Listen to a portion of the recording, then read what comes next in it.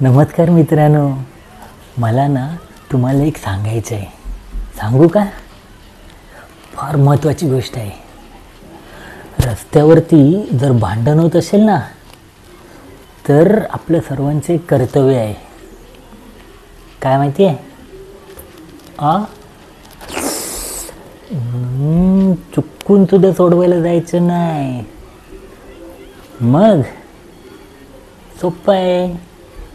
भांडण खाली बसून पाहायचं, कारण मागच्यानं पण दिसलं पाहिजे ना.